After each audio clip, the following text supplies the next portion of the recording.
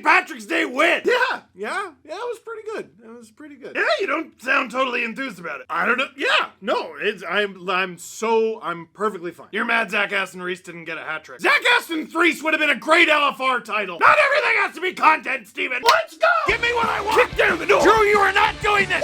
Not nice. There's a giant hat. You hear yourself. I made like 2,000 of these. I'd like to have fun. With you wherever you are, welcome to LFR. Victory, puppies, buddy! Eat away! Me doggy, eat away! Here, wait, I have an idea. Oh, it's beautiful! Isn't it beautiful? You're right. All right, you're right. Woo! Leafs! It did. Oh, I almost. Leafs! Ow! Oh, it's kind of sharp. Leafs! I'm gonna get it. Leafs! Win! Ow! That hit me in the teeth! And now I'm gonna be covered in glitter. 5-2 against the Carolina Hurricanes! I was at a Leaf game this week, so I bought it at, you guessed it, a Raptors game. There's something wrong with me. Big win for the Toronto Maple Leafs, big win for the Toronto St.Pats, but before we get to all that, it's March Mania at Sports Interaction. NHL, NBA, March Madness is well underway, and we got MLB right around the corner. Plus a whole lot more. Wild odds and the best live in play. Download the app in Ontario. You can use the QR code at the bottom of the screen, or just head to sportsinteraction.com/SDPN to get started. But only if you're 19 plus, please play responsibly. Listen, it's the St. Pat's game on St. Patrick's Day, and I need to get this off my chest. Dude, the St. Pat's gear is sick. Like, how many of you own this thing? It's sick. It's cool. St. Pat's hat that Luke Shen was wearing in his post-game interview, I want 9 of those. Do you know why I want this chain and that hat? Because they're green! They're not white items with green in them. They are green. And here's the tweet that I posted before this game. Listen. The St. Pat's jerseys, these St. Pat's jerseys that I'm sure a bunch of you own, they're sick. Fantastic even. All you gotta do for me to buy 90 of these, take the white parts and make them green, take the green parts and make them white, and then take all of my money. Steve, like the old one? No, not like the old one. Like this one, but inverse. Howard Pinsky on Twitter put this together. Look at this. Look at this. I am buying this. Look at this! Steve, do you want white gloves and a white helmet? No! You had the same gear. The green helmet and the green gloves with this. You got the white wrist so that it goes well with the green glove. It will look good on the ice and it will look good on me. So if anyone at the Toronto Maple Leafs is watching this and you're looking for some jersey ideas for next year, when we were trying to guess what the Leafs reverse retros were going to be for this year, that's actually what I thought they were going to do. They were going to do the St. Pats, but just reverse the colors, which would have been easy. Now, the reverse retro they ended up coming out with was pretty good. Frankly, I wish they wore it more. But the reason I don't have a St. Pat's jersey, I don't trust myself to wear white. I am not responsible enough. I'm just not. I like mustard. I like coffee. Not together, but separately, so it's spread out so there's more opportunity for me to get it on my jersey. But look at this. Look at the green one. There's fewer places for me to put mustard and coffee. I'm just saying, next year, I want it. I want it. You keep the money. You're not taking my idea. It's fine. You do this, and I will buy it. You don't even have to send me. I will buy it. I will buy 3, and I will wear them all at once like Joey from Friends boarding a plane. I don't care. Thank you for listening to my TED Talk. Now, the reason I took so long off the top with that is in this game, the Leafs just kind of hammered Carolina. Like, it was one thing earlier in the season where Carolina was clearly the better team for the vast majority of the game, but the Leafs battled their way to a hard-fought win. This was just kind of the Leafs were better and kept being better. And it's not like Carolina played yesterday either, so they don't really have that excuse. Really good showing from the Leafs, who did have a bit of a new-look lineup. We'll talk about who wasn't in the lineup a little bit in the question section, but all that matters is who was. Luke Shen at home. He's at home. It feels like it was actually a long time ago that the Leafs traded for this guy at the deadline. This is like his 3rd game. and first one at home. He has not worn just the blue Leafs jersey at home yet. And when you can't help but pay attention to weird things, like I do, you notice those things. For example, Mark Giordano's first game as a Leaf, he was wearing the black Drew jersey. I know. Is that bad? I'm not saying that's bad. It's just a little... Anyway, he was away from the team, and for good reason. He's a daddy. But now that he's back, oh, the vibes. The vibes. Oh, the wonderful vibes. I thought Nick Leafs actually captured this perfectly in a single tweet. Seeing Luke Schenn on this roster is like seeing Tobey Maguire in No Way Out. I kind of think that's perfect. Because we really liked him in the first Spider-Man. We didn't like him as much in the third Spider-Man. And then he left and they got a new guy. And we said, hey, check out the new guy. And then they both left and we were distracted by the very popular and up-and-coming young gun. But then, even though his departure wasn't the best, when he returned, we welcomed him with open arms. That is why Luke Schenn is Spider-Man! Which is, it's a better nickname than the Human Eraser. I don't remember how he got that one. I think it was Pierre Maguire, and we can stop now. Nah, it's fun. But the vibes, mwah, and the play, even better. Leafs doing what they do. They're getting ready for the playoffs here. Gustafsson with the puck, high up in the zone, and there's chaos in front of the net. That fourth line that is like the 3rd and a half line while they're doing the whole 11-7 thing, which henceforth the 7-11 setup is going to be referred to as the Slurpee. So the Leafs were going with the Slurpee, and the 3rd and a half line is out there. Aston-Reese, Achari, and I believe David Kampf.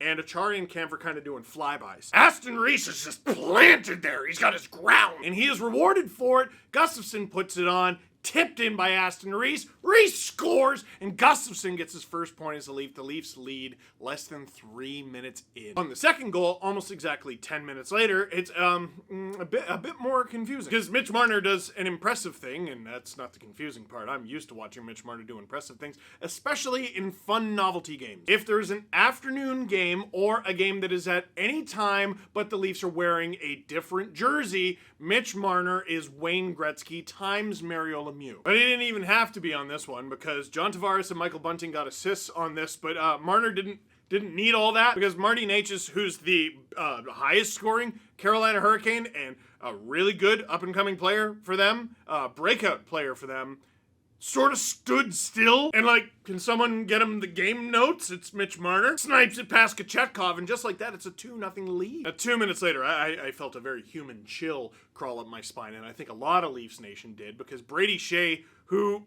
let him get 14 goals, by the way? When?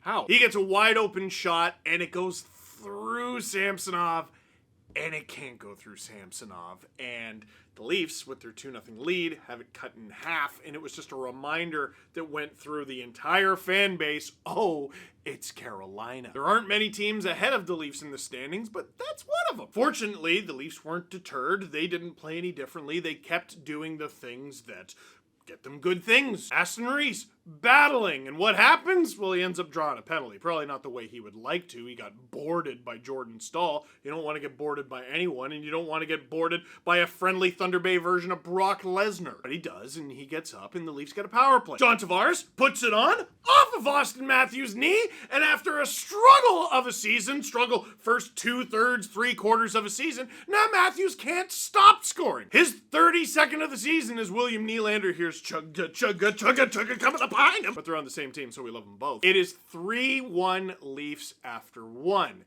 Now, we all know that's not how the first period ended, is it? First thing, it's a weird play, but Puljujarvi and Noel Acciari, they don't know each other are there. They just don't. And they skate into each other. I don't think it was dirty or even intentional at all from Puljujarvi's part. Like, you can tell it was accidental. But he gets Acciari up high. And Acciari got whacked pretty hard, and he left the game.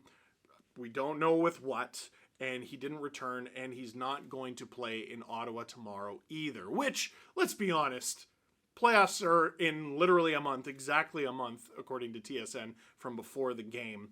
What's the point?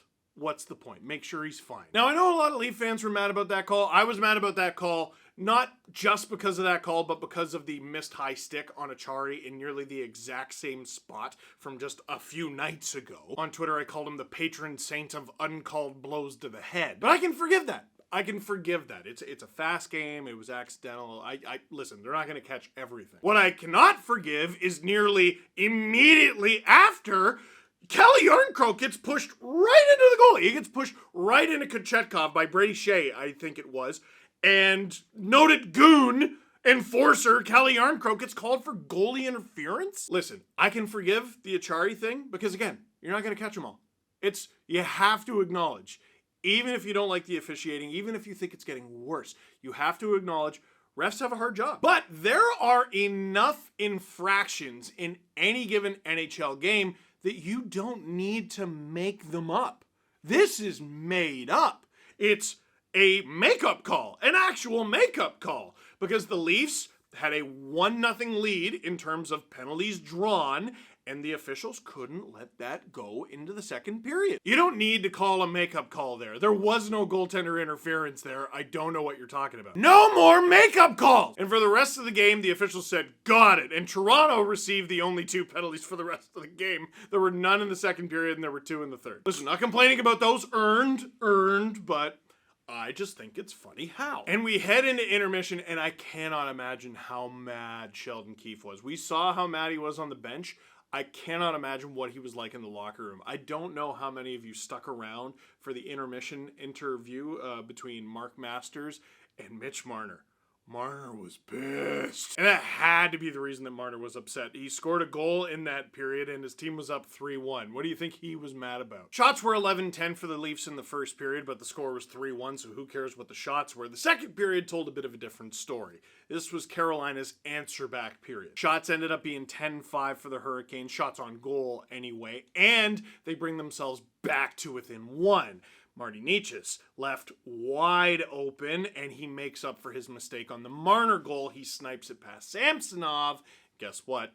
It's 3-2. But again, the battle, it really feels like the Leafs are starting to step it up, even when things aren't going their way. Colorado, I thought they did a lot of good things, but that game didn't go their way. This game, even with only 10 forwards, the depth guys, holy smokes, did they step up. Sam Lafferty saw Gustafsson get in the action. He said, I want a point with the Leafs too. Flying in there on the odd man rush, gets it over to Zach Aston-Reese for his second of the game. And only 4 minutes after the Hurricanes bring themselves within 1, the Leafs extend the 2-goal lead again. Mix in a few really nice saves from Samsonov, and that brings us to about halfway through the third period.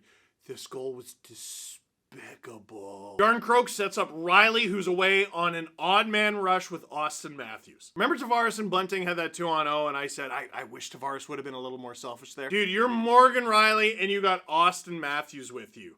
If you think you can rip that puck, and Morgan Riley can still rip that puck, you shoot it. You're with Austin Matthews. Where do you think the goalie's mind is? You got to get the pass through and he's got to get the shot on, or there's you who has a 100% chance of shooting it on net. He picks the corner perfectly as Kochetkov just cheats a little bit over to Matthews. In and out of the net so fast you barely even notice it. 5-2. That ices it. Except Aston-Reese took a penalty and the Leafs had to kill it off. Okay. But then they kill it off. That ices it. And then Bunting gets called for holding. Okay. Here, let me watch the replay. Oh, that's hold. Okay. Well, okay. Considering things were being like, oh, okay, I'm not going to complain. But they kill that off too. And again, Samsonov was good in this one, except for the first goal.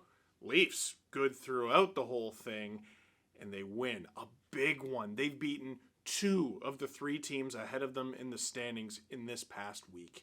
Really encouraging stuff. 5-2 win.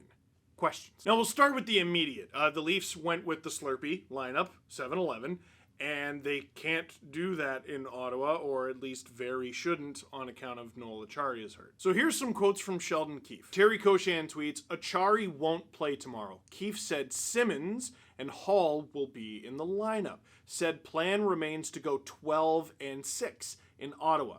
Simmons had been told he would be playing tomorrow. Nothing to do with the Acciari injury. Will be his first game since February 1st. Okay, good. That makes a lot of sense. Just looking at capfriendly.com, and the Leafs have 13 forwards with the team right now, and that includes Noel Acciari. We'll take out Acciari. There's 12. So 12 forwards up with the team right now will be in the lineup tomorrow against Ottawa.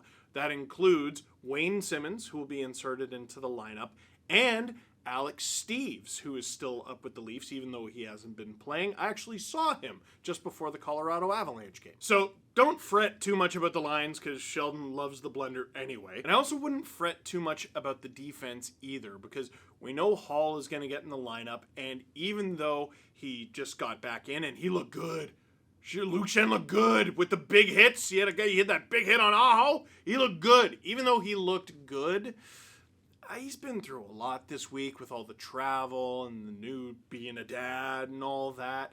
I wouldn't be shocked to see him taken out of the lineup. It wouldn't be the end of the world. He's an older guy in this league, second half of back-to-back with travel. I don't hate that. And the other guy coming out of the lineup, I assume, would be Gustafsson. I don't know. That's what we're looking at. Question from Malwave. Having Luke Schenn back is a pretty good feeling, isn't it? Dude, it's the best. It's the best. I don't know what it is, but I cannot help but smile. The biggest smile every time I see him out there. And it's not even like I watched him that closely, like with the Lightning or with the Canucks. I do remember, the entire bubble was an out-of-body experience, but I do remember watching him with the Lightning and going, Luke Schenn is in the Stanley Cup final right now. That's kind of wild. And then he kept playing, and it's like, oh, Luke Schenn's just good. I was just perusing his stats today. He has over 20 points. What? I know he played with Quinn Hughes, but what? Well, listen, he played with the Leafs in an era where the Leafs were awful. And I often wonder what the guys who are on those teams think about the Leafs, and I often wonder if they resent the Leafs and the city and the fans. Seeing how completely pumped Luke Schenn is to be a Leaf again, right in the feels, yeah. Question from a Hurricanes fan named Jay. Why? Why? I'll tell you why. Between 2002 and David Ayres, you are in a lot of ass-kicking debt, and we will haunt you until that debt is paid. Angry Buffalo fan, what's your favorite kind of cheese? Ooh, probably probably mozzarella, but like the thick melted kind, not the goopy kind.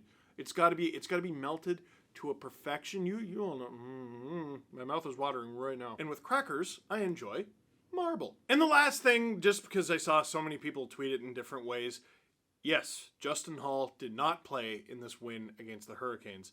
No, not playing Justin Hall wasn't the reason that the Leafs beat the Hurricanes. It's one thing to not like the guy as one of your top 6 defensemen. It's another to root against him. Don't root against Justin Hall. He's going to be in the lineup tomorrow, or today, depends on when you're watching this, and he is going to be wearing a Leaf uniform. You need him to play well. I'm rooting for him to play well. Remember, guys, same team, same team. We're heading into the playoffs. Don't lose focus. So that is it for this one. Thank you very much for watching. Click like if you liked this video. Click subscribe if you really liked it. Tell all your friends to have something green.